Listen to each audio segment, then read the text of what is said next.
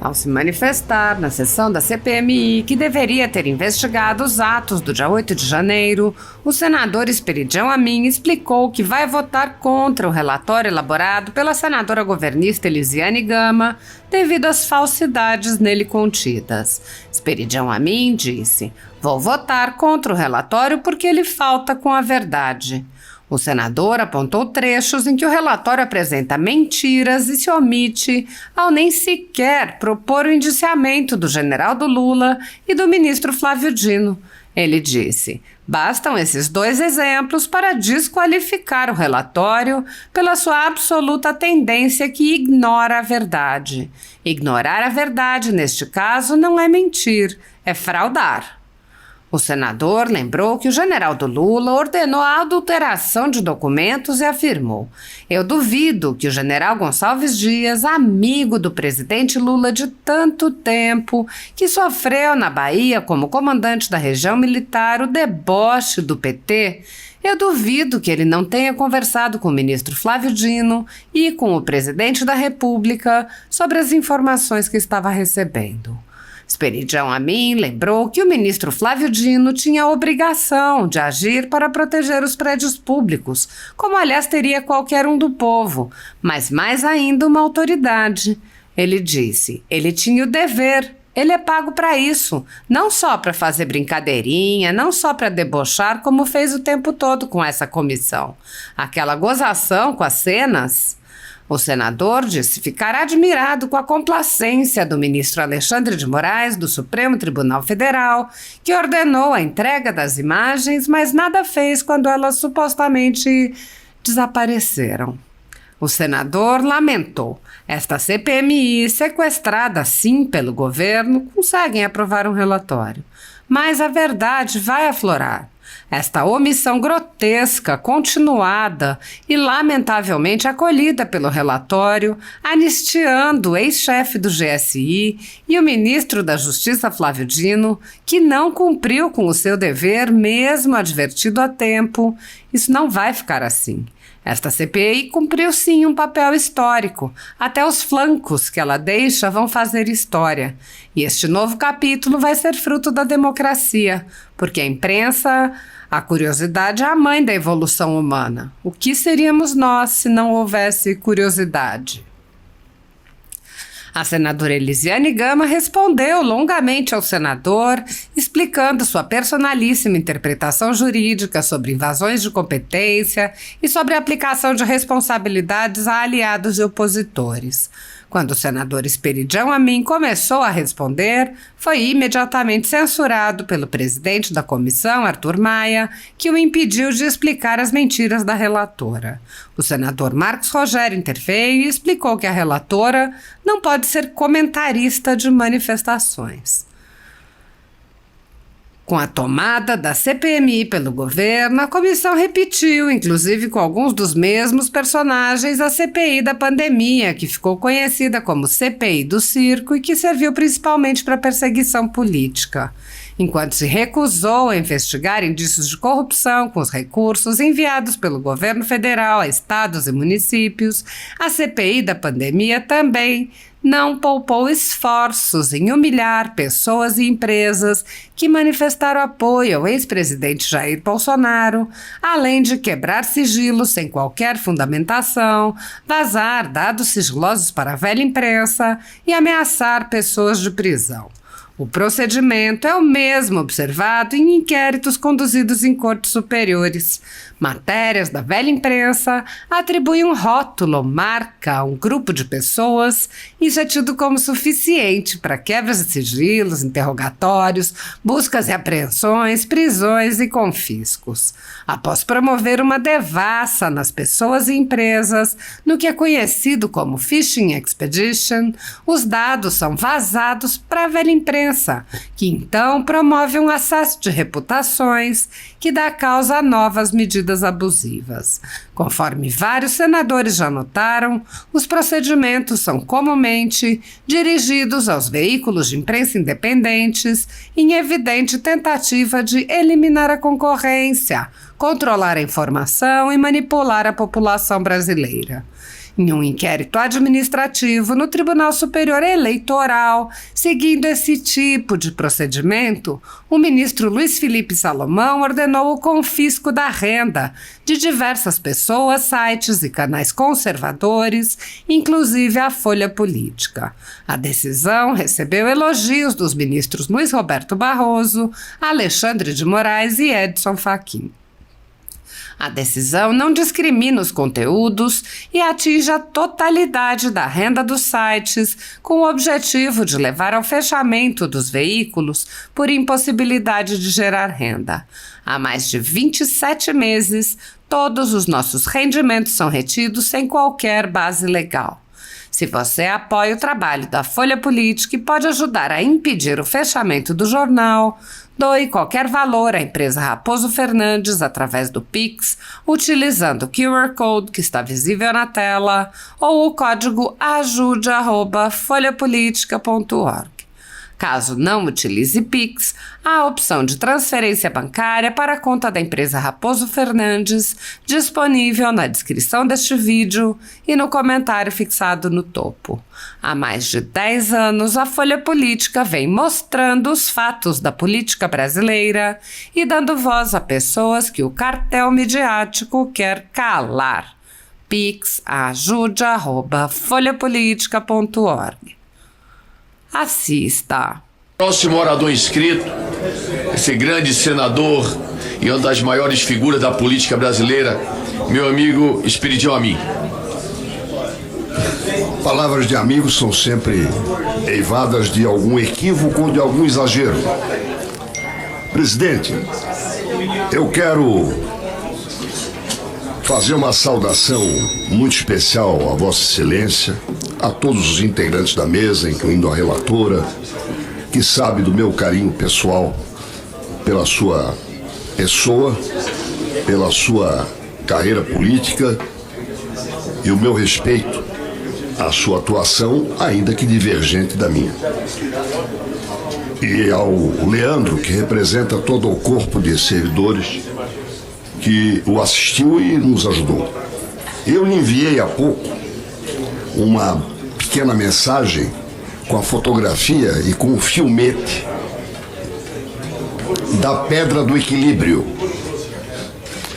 A Pedra do Equilíbrio, que na verdade são duas pedras, é uma ocorrência junto à Praia Brava, na ilha de Santa Catarina, no caminho para a Ponta das Feiticeiras. É uma grande pedra, granito, que suporta, bem na beirada, uma outra pedra de igual tamanho. Quem passa por ali não acredita que aquela pedra de baixo pode estar segurando a de cima com um ponto de contato, ou com uma área de contato tão reduzida.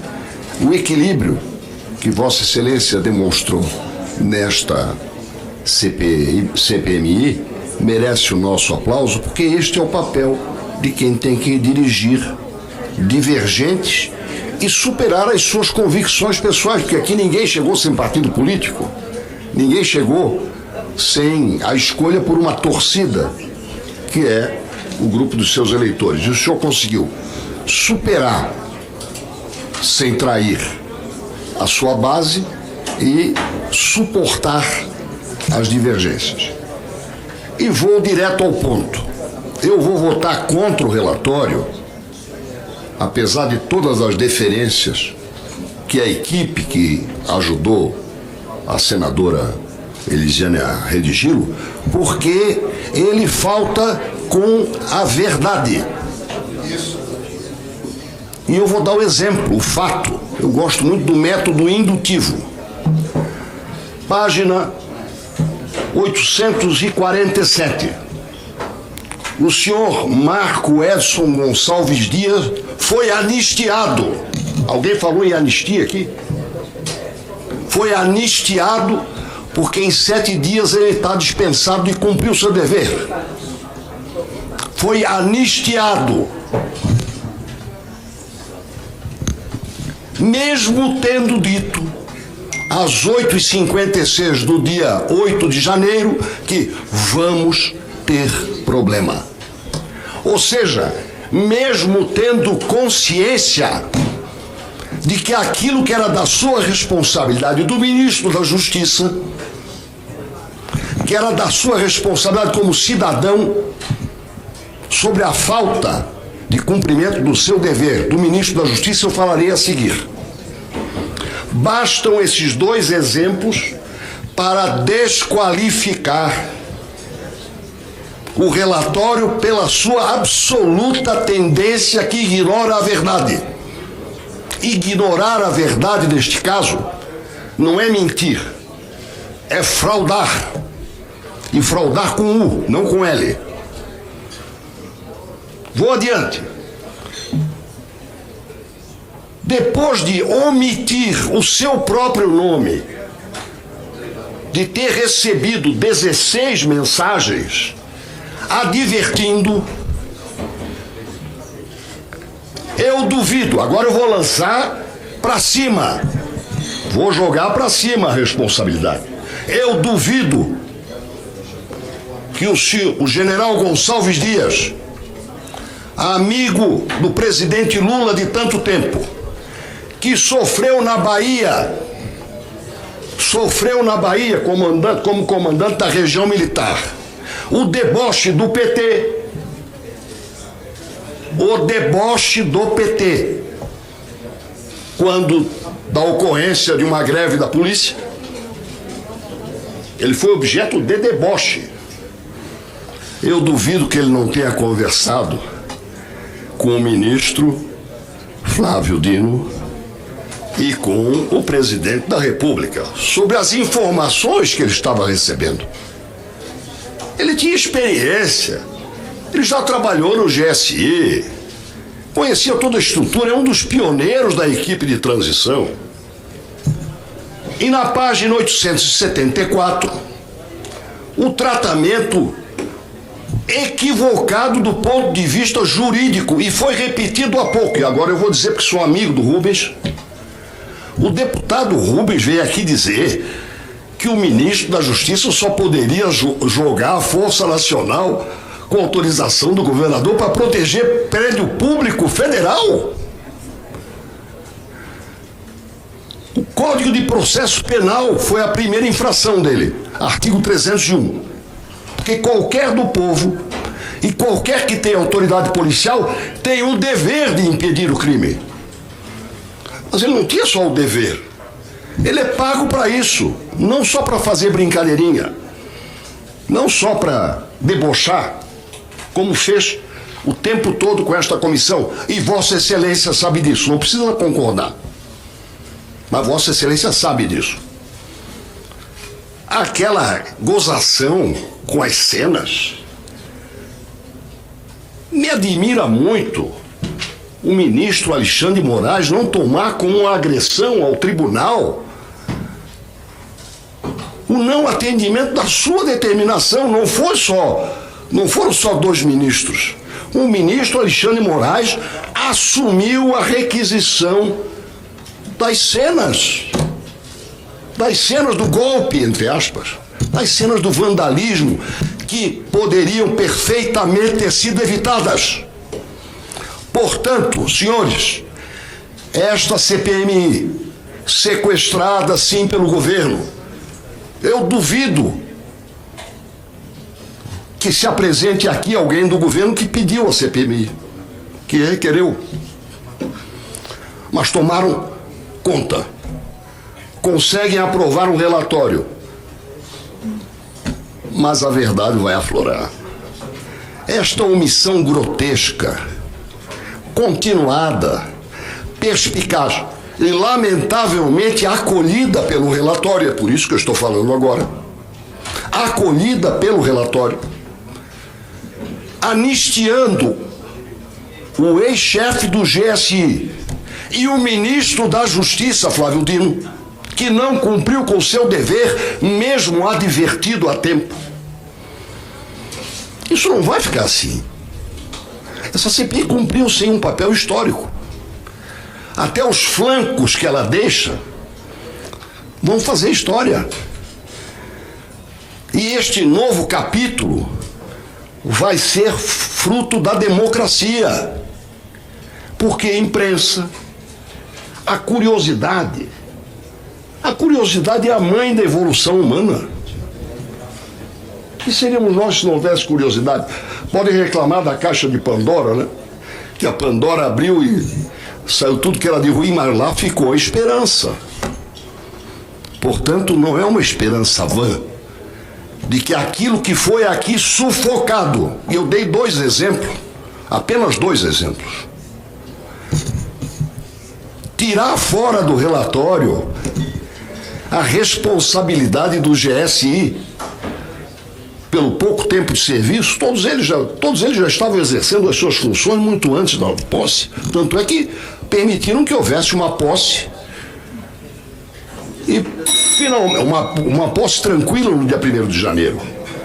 Entre 2 de janeiro e 8 de janeiro, o atual governo soube sim que ia haver o ataque. E não foi um golpe, porque segundo a própria palavra do ministro, senador Marcos Duval, não passavam de 5.000 pessoas. Ele disse isso.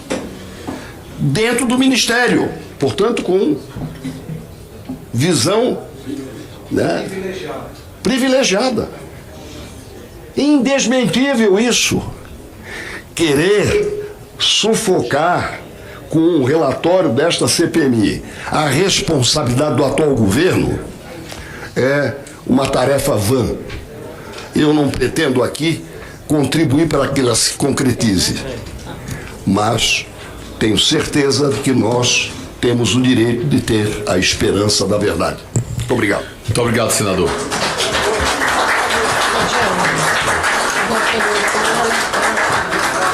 Pois não. Senadora Elisiane. Senador Esperidião, eu quero até colocar aqui alguns pontos em nome da extrema admiração que tem por Vossa Excelência, né? Primeiro colocar o seguinte: quando a gente falou do governador aqui no DF, não foi o caso, o senhor não citou o caso do governador, é uma colocação agora minha. Nós não evoluímos, por exemplo, para o seu indiciamento por falta de competência formal desta comissão, quer dizer, a gente não tem competência legal de investigar em relação ao governador.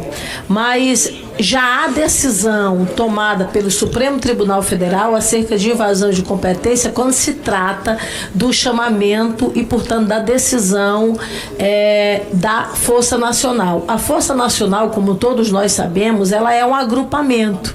Ela não existe lá um pelotão formado pronto. Você faz um chamamento conforme a necessidade de urgência e você manda ou encaminha para um determinado estado. Pelo arcabouço legal que nós temos hoje, para isso, o ministro da Justiça faz a designação, o governador do estado tem que admitir para que essa Força Nacional possa ser direcionada. Nesse sentido, inclusive no encaminhamento, eu faço um aprimoramento e o pedido exatamente para dirimir essa interpretação, dando, por exemplo, esses poderes ao Ministério da Justiça, para que, em caso de conflito em torno de prédio público, no raio de 33 metros, o ministro da Justiça possa designar a atuação da Força Nacional, independente da decisão determinada, deferida ou não pelo governador daquele determinado estado. Esta decisão, em sendo aprovada, a gente passa a dirimir essa situação referente a essa autorização do governador. Em relação especificamente ao G. Dias, que eu faço um levantamento acerca dos demais integrantes do GSI, os casos, na verdade, que eles foram indiciados são referentes aos crimes que estão exatamente nesse arcabouço legal que é mais recente, em substituição à Lei de Segurança Nacional, que é a questão da abolição violenta do Estado Democrático de Direito, golpe de Estado, e nesses casos específicos não há a previsão de modalidade na modalidade culposa. Então, por conta disso, como nos demais nós colocamos exatamente essa modalidade de dolo, para ele não se aplicaria no dolo pelo levantamento e pelo cruzamento de dados, na verdade, que nós fizemos. Quando o G. Dias sai de casa e ele vem para o Palácio do Planalto, ele faz uma ligação pro Penteado e o Penteado diz o seguinte: olha, não, tá tudo sob controle, não precisa vir. Mesmo assim ele vem. O Feitosa, por exemplo, quando faz a avaliação de risco, ele não era uma pessoa neófita no tema, muito menos o Penteado. O Penteado era o número 1 ou o número 2 do GSI, ou seja, ele era a pessoa que vinha de um governo anterior, que tinha todo o conjunto de informações de funcionalidade do GSI, e ele então diz: olha, não vem que tá tranquilo. O Feitosa, que tinha todo um conjunto, na verdade, de informações, quando ele dá a escala de risco, que pode chegar ao vermelho, ele diz que é amarelo, ou seja, como mais uma vez não era uma pessoa que não tinha uma experiência suficiente para que pudesse realmente emitir aquele tipo de avaliação. Então ele dá uma avaliação contrária, compreendendo que no caso do G. Dias não houve dolo, ele ficou, na verdade, fora do indiciamento, porque não havia exatamente, não há, ou melhor dizendo, essa penalidade do ponto de vista culposo para esses crimes, não é? Para esses crimes que eu acabei de citar, que nós imputamos pelo indiciamento a esses membros do GSI. Presidente, a relatora redarguiu, contestou observações. Não, senador, eu quero contar com sua compreensão. Eu não posso permitir essa. Um momento, não, senhor. Não. Eu não concordo, protesto, porque a relatora. Não, presidente, a relatora também não pode comentar. Se equivocou ao refutar os meus argumentos. Pode esclarecer, deputado, sim. Senador, veja bem. A gente tem uma deputado, senador Espiridião Amin. Deixa eu colocar Vossa Excelência. A relatora exorbitou e contestou o meu arrazoável. Senador Espiridião Amin, olha só. Isso é um princípio. Está no regimento interno. Está no regimento O interno. debate legislativo. Um instante, senador, deixa eu colocar, e o senhor vai poder se discordar. Agora. Se discordar, Vossa Excelência pode falar à frente. Olha só, a gente tem uma regra. Está embaralhando o processo legislativo. Excelência, peraí. Não. A gente tem uma regra no regimento. Ela que tomou a iniciativa. Senador Espiridião Amin, o senhor permite eu falar? A gente tem uma regra no regimento interno onde se diz que o relator da matéria, qualquer relator, pode falar em qualquer momento da discussão. Nós estamos justamente no momento da discussão. Obviamente que nós não podemos, na presidência dessa comissão, permitir que cada vez que a relatora faça uma fala, a gente vá conceder de volta um tempo para uma réplica. Eu não posso fazer isso. Mas entenda, eu vou dar uma solução. Mas eu vou dar uma solução a Vossa Excelência. Esta decisão do Supremo é sobre a Bahia. Eu vou dar a oportunidade. Veja bem. Isso é um grave equívoco. Senador, isso aí faz parte nós já combinamos do embuste do Ministério da Justiça. Nós já combinamos que ao final da discussão será concedido o prazo de 5 minutos para encaminhamento. Para 4 senadores e 4 deputados. Você poderá falar. Agora, eu não posso, senador Espiridião Amin, sob pena de transformarmos essa nossa discussão em algo infinito, eu não posso de maneira nenhuma fazer toda hora a concessão de uma réplica. Eu passo a palavra ao próximo orador inscrito. Pois não, deputado, senador Rogério. Pela ordem, presidente. Presidente, aí é uma questão de bom senso e de razoabilidade. Vossa Excelência está correto quando diz que o relator pode falar a qualquer tempo, a qualquer momento. Mas não é dado ao relator ser comentarista da discussão dos membros de uma CPI. E refutar. Ele não pode, o relator na condição de relator, ele se manifesta no seu tempo ou a qualquer tempo, mas não para ficar refutando a fala de quem está discutindo a matéria. Porque caso isso aconteça, aí é necessário, senhor presidente, aí é necessário assegurar a palavra para quem foi citado. Ele poderia, inclusive, usar o artigo 14, senhor presidente. Ele poderia, inclusive, usar o artigo 14, que é regimental, para fazer frente à fala dela, que fez referência direta a ele. Mas acho que é uma questão de bom senso. E aí um apelo que eu faço à relatora, para facilitar o trabalho de Vossa Excelência, que se abstenha de ficar comentando a fala dos parlamentares, porque senão não vão terminar essa CPI no dia de hoje. É apenas o apelo que faço para facilitar o trabalho de Vossa Excelência. Agora, quando há citação da minha fala, eu posso suscitar o artigo 14. Agora, de bom senso, de razoabilidade, seria dada a palavra ao senador Esperidião Amin para contrapor o argumento dela, que é absolutamente descontextualizado e não tem amparo em absolutamente nada. Eu já falei com a relatora. Eu vou me ater ao regimento. Só uma ordem, questão de ordem. Não existe, presidente, no regimento que ela pode debater a qualquer momento. Não existe no regimento. Existe. Então apresenta, por favor. Apresenta pra gente, por favor. Não existe no Qual é o regimento artigo a que apresenta possibilidade o de direito deputado, não é dela? da comissão falar. Não tem, presidente.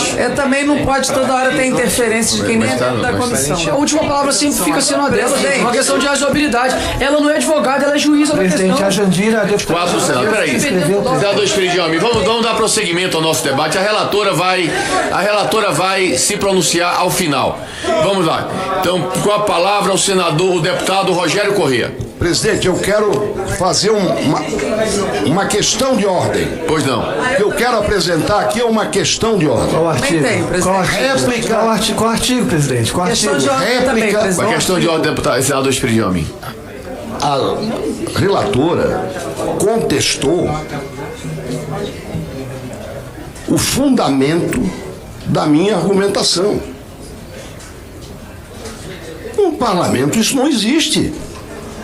Mas ela fez porque pode falar a qualquer momento. Agora, ao contestar a minha fundamentação, o autor dessa contestação não poder replicar, isso é contra todos os princípios da atividade legislativa. Não se trata de ofender, por isso que eu não peço o artigo 14, nem de aplaudir. Ela tem todo o direito de aplaudir ou de contestar a pessoa. Agora, o argumento que eu utilizei, neste caso, só para concluir, mencionando uma decisão do Supremo Tribunal Federal sobre o ocorrido na Bahia, quando a Força Policial Nacional permaneceu mais de 30 dias com o desconhecimento do governador do estado. É esse o fundamento. E no caso daqui, é da responsabilidade do Ministério da Justiça e da Segurança Pública pela medida provisória 1154 e pela lei da reforma administrativa, que compete a ele cuidar do próprio público. E o próprio público são todos os prédios, inclusive o do Palácio do Planalto. Portanto, eu... Senador, deputado, eu não vou conceder questão de ordem. Com a palavra, o deputado Rogério Corrêa. Eu dou por encerrado... Não, está encerrada a palavra do senador Esperidião.